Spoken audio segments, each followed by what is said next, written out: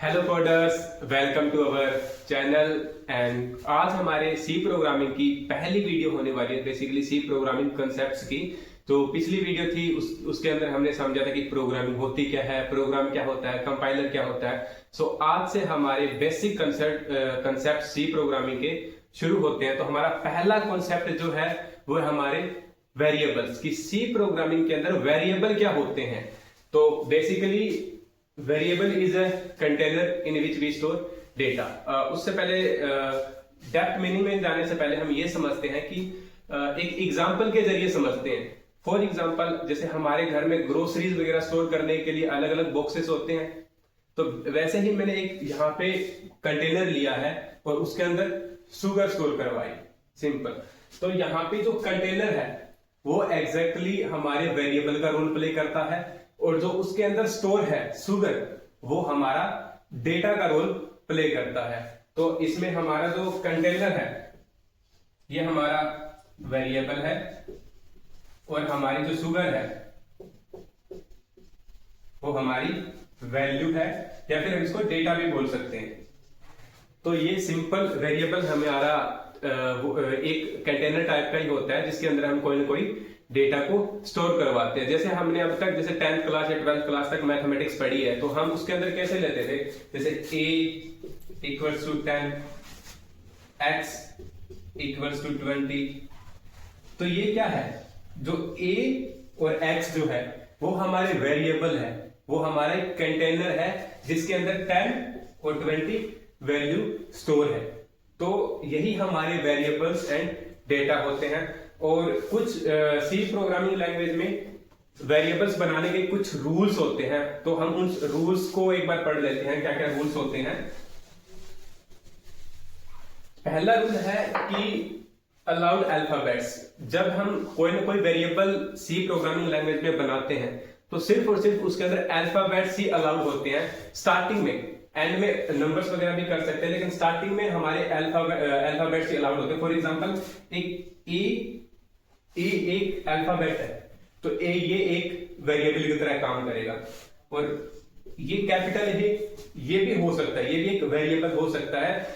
Small ए और capital A, ये दोनों केस इनसेंसिटिव है। इन दोनों का मतलब सी प्रोग्रामिंग में अलग अलग है। अब कैपिटल ए अलग है और स्मॉल ए बिल्कुल अलग है।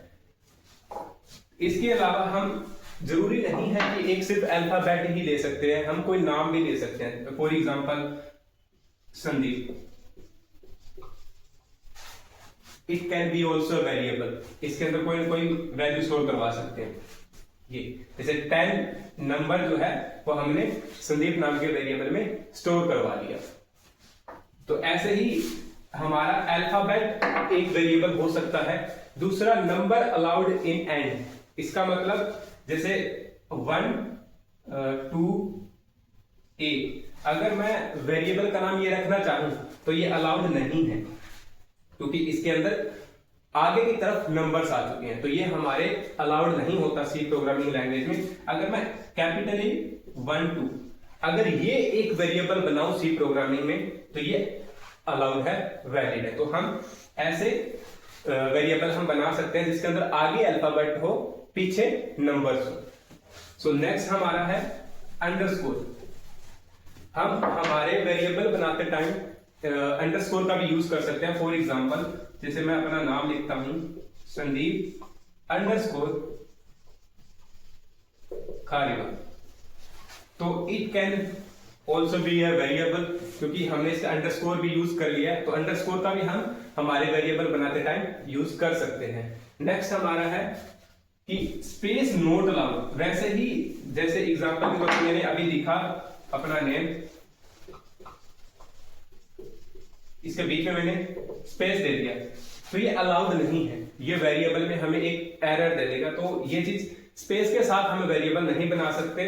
स्पेस की बजाय हम अंडरस्कोर डाल देते हैं, ताकि एक सिंगल एंटिटी बन गई, तो ये वेरिएबल बन गया। नेक्स्ट है कीवर्ड्स नॉट अलाउड। अब सी प्रोग्रामिंग लैंग्वेज हो चाहे C++, इन दोनों ही प्रोग्रामिंग लैंग्वेज के अंदर कुछ रिजर्व्ड कीवर्ड्स होते हैं जिनको हम वेरिएबल्स का नहीं बना सकते। अभी मैं कुछ तो लिख देता हूं फॉर एग्जांपल के तौर पे, जैसे for if new, for example ये। और बाकी इन डिटेल अगर आपको उन कीवर्ड्स के बारे में जानना है, रिजर्व्ड कीवर्ड्स के बारे में, तो डिस्क्रिप्शन बॉक्स में मैं लिंक दे दूंगा। आप उस लिंक के जरिए डॉक्यूमेंटेशन पढ़ सकते हैं और बाकी के जो हमारे रिजर्व कीवर्ड्स हैं उनके बारे में भी पढ़ सकते हैं, ताकि आप कभी जब वेरिएबल्स बनाओगे तो उन रिजर्व्ड कीवर्ड्स का यूज नहीं करोगे। सो आगे हम इसी टॉपिक को कवर करते हुए चलते हैं हमारे डेटा टाइप्स की तरफ। तब तक आप इसे नोट डाउन कर सकते हैं। हमारा जो वेरिएबल्स का कॉन्सेप्ट था वो क्लियर हो गया होगा। अगर नहीं हुआ तो कोई भी डाउट हो तो आप कमेंट सेक्शन में कमेंट कर सकते हैं, मैं रिप्लाई करने की पूरी कोशिश करूंगा। नेक्स्ट हमारा जो टॉपिक है डेटा टाइप्स। डेटा टाइप्स होता क्या है? जब हमने एक पिछली वीडियो में एक चीज सीखी थी कि कंपाइलर जो होता है वही हमारे सोर्स कोड को ट्रांसलेट करके मशीन लैंग्वेज में कन्वर्ट करता है। तो बेसिकली जो हमारा जो डेटा टाइप है ना, वो कंपाइलर को बताता है कि जो वेरिएबल हमने बनाया है उस वेरिएबल के अंदर जो डेटा डलने वाला है वो कौन से टाइप का होता है। क्योंकि वेरिएबल के अंदर हम डेटा क्या डाल सकते हैं, हम कोई स्ट्रिंग भी डाल सकते हैं, कोई कैरेक्टर भी डाल सकते हैं, कोई नंबर भी डाल सकते हैं, कोई फ्लोट वैल्यू भी डाल सकते हैं, है ना।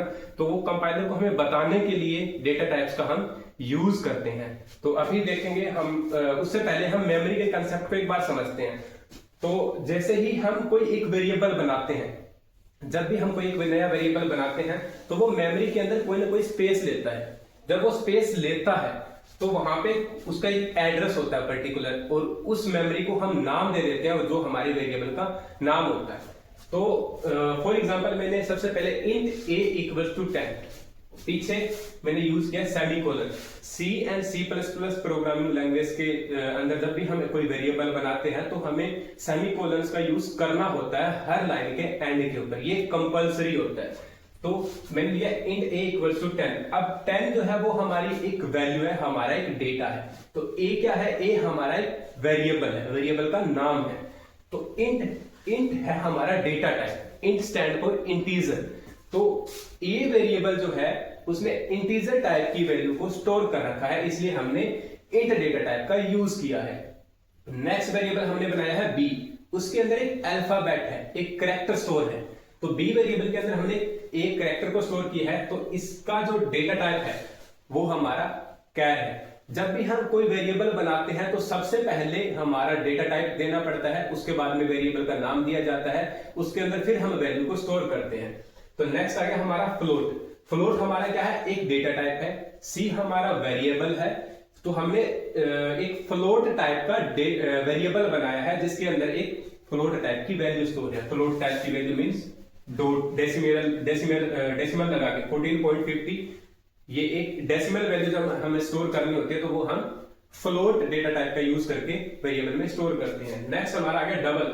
जब हमारे डेसिमल के बाद में 2 से ज्यादा डिजिट्स हो, जितनी ज्यादा लंबी लेंथ हो, तो उसके लिए हम डबल डेटा टाइप्स का यूज करते हैं जब हमारे डेसिमल के बाद में maximum number of length. Next आ गया हमारा बूल। बूल होता है बुलियन। बुलियन के लिए यूज करते हैं, हमारा वेरिएबल का नाम है ई।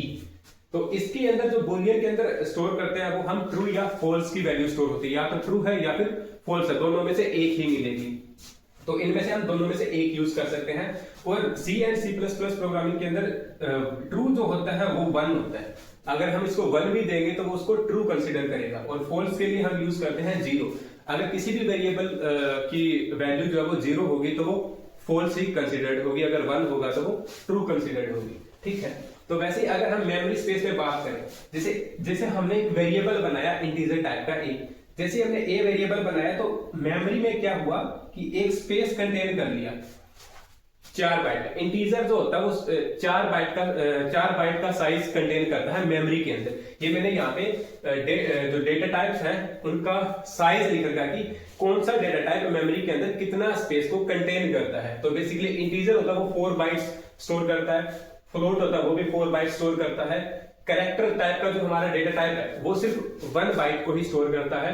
डबल इंटीजर और फ्लोट के डबल 482 8 बाइट्स को स्टोर करता है। जो बुलियन है वो 1 बाइट को स्टोर करता है, मींस 1 बाइट मेमोरी स्पेस को कंटेन करता है।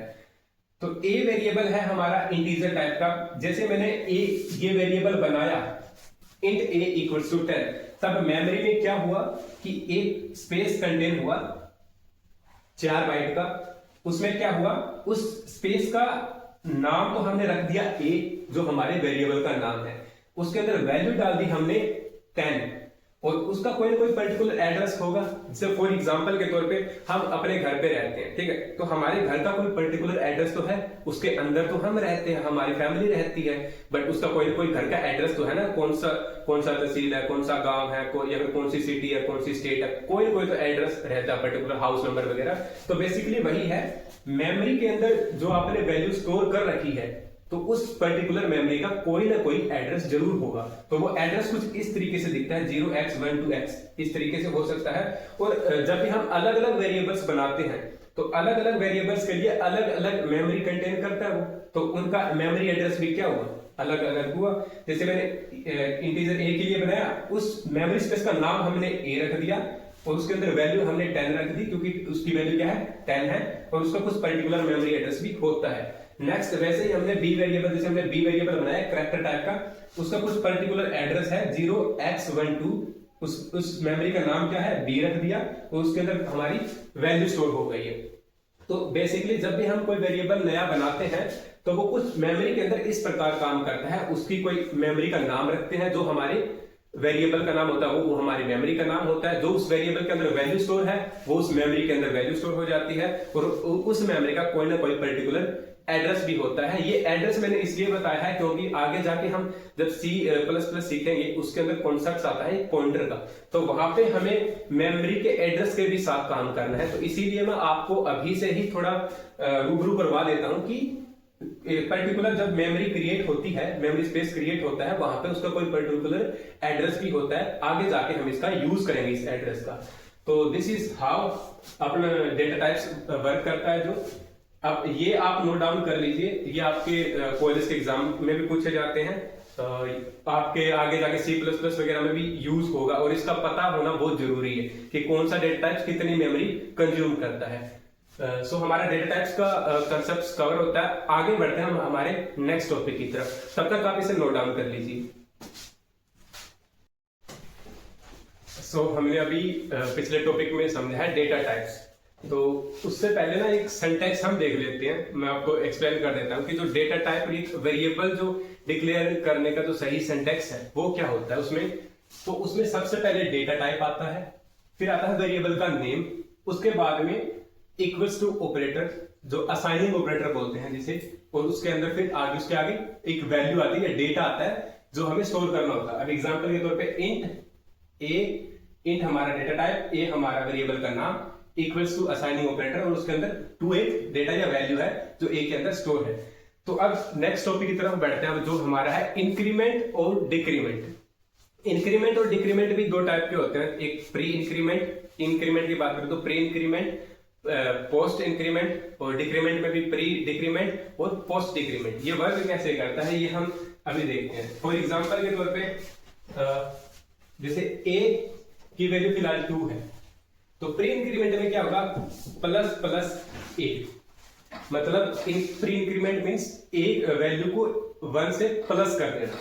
अगर हम पोस्ट भी करेंगे, जैसे ए इक्वल्स टू अभी यहाँ पे 2 है, तो ए प्लस प्लस प्लस, तो ये जो प्लस प्लस का ऑपरेटर है, प्लस ऑपरेटर है डबल, ये पोस्ट में वेरिएबल के पीछे आता है और प्री में वेरिएबल से पहले आ जाता है। दोनों का मतलब एक ही होता है, वैल्यू को +1 बढ़ा देना, सिंपल।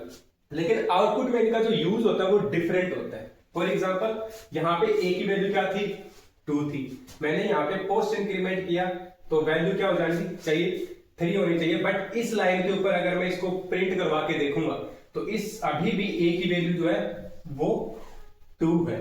और अब अगर मैं नेक्स्ट लाइन की तरफ जाता हूं, अगर मैं इस लाइन पे आके प्रिंट करवाता हूं, फॉर एग्जांपल ये लाइन नंबर 1 है कोड की, ये लाइन नंबर 2 है और ये लाइन नंबर 3 है।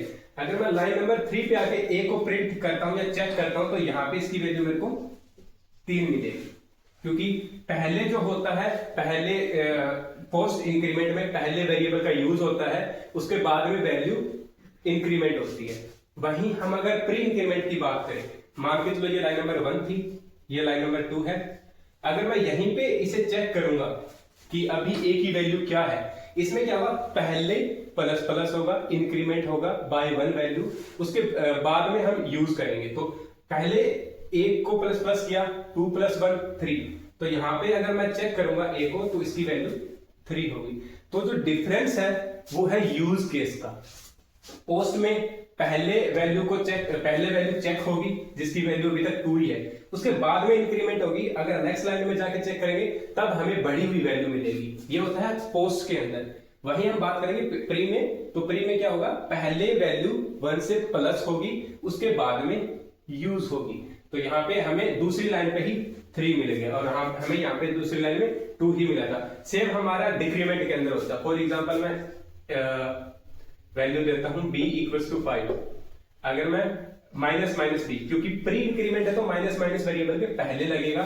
और फॉर यहीं पे सेम एग्जांपल ले लेते हैं, पोस्ट है तो पोस्ट में पीछे लगता है b - अगर मैं लाइन नंबर 1, लाइन नंबर 2 और लाइन नंबर 3, 1 2 और 3, अब वेरिएबल को मैं लाइन नंबर 2 पे चेक करूं कि इसकी वैल्यू क्या होगी, तो मुझे को लाइन नंबर 2 पे ही क्या मिल जाएगी, 4 मिल जाएगी। क्यों? क्योंकि ये पहले डिक्रीमेंट करेगा, ये प्री डिक्रीमेंट है। प्री डिक्रीमेंट में पहले वैल्यू डिक्रीमेंट हो जाती है, उसके बाद में वैल्यू को हम यूज करते हैं। तो हमें यहीं पे क्या मिल जाएगा, 4 मिल जाएगा। अगर आगे जाके देखेंगे तो हमें 4 ही मिलेगा, सिंपल। तो नेक्स्ट अगर पोस्ट डिक्रीमेंट की अगर हम बात करें, उसमें क्या होता है कि पहले वैल्यू का यूज किया जाता है। अगर हम इसको प्रिंट करवाएंगे, चेक करेंगे, तो पहले वैल्यू का यूज होगा, उसके बाद में वैल्यू 1 से माइनस होगी। तो b, इसी पे मेरे को क्या मिल जाएगा, अगर मैं b को यहाँ पे चेक करूंगा तो मेरे को यहाँ पे 5 ही मिलेगा। क्यों मिलेगा? क्योंकि हमने पहले b का यूज किया। प्रिंट करके देखेंगे तो पहले b का यूज होगा, उसके बाद में माइनस होगा। तो अगर नेक्स्ट लाइन पे थर्ड पे जाके देखेंगे तो 4 मिलेगा। वो प्री डिक्रीमेंट और प्री पोस्ट डिक्रीमेंट भी आपको क्लियर हो गया होगा। तो मेन डिफरेंस जो है, चाहे आप पोस्ट इंक्रीमेंट या प्री इंक्रीमेंट का यूज करो या प्री डिक्रीमेंट या पोस्ट डिक्रीमेंट का यूज करो, जो मेन डिफरेंस है वो यूज का है। कि अगर प्री है, प्री क्या करता है, पहले ऑपरेशन करता है। प्री चाहे पोस्ट हो, चाहे इंक्रीमेंट हो, चाहे डिक्रीमेंट हो, पहले अगर प्री का यूज हो रहा है तो इसका मतलब क्या है, पहले वो ऑपरेशन करेगा, वैल्यू को माइनस करेगा या प्लस करेगा, उसके बाद में चेक करेगा। और वहीं अगर आपने पोस्ट का यूज करके है, उसमें क्या होता है, पहले वैल्यू का यूज होगा, जो पहले वेरिएबल की वैल्यू है, उसके बाद में जाके माइनस या फिर प्लस होगा। मतलब इनका होता है कि एक वैल्यू को घटा देना, ये होता है डिक्रीमेंट में। और इंक्रीमेंट का यूज कर रहे हो तो वो होता है कि वैल्यू को एक बढ़ा देना। तो आज के लेक्चर में सिर्फ इतना ही। अभी हम नेक्स्ट वीडियो में मिलेंगे किसी नए टॉपिक के साथ। तब तक take care, see you in the next video. Thank you.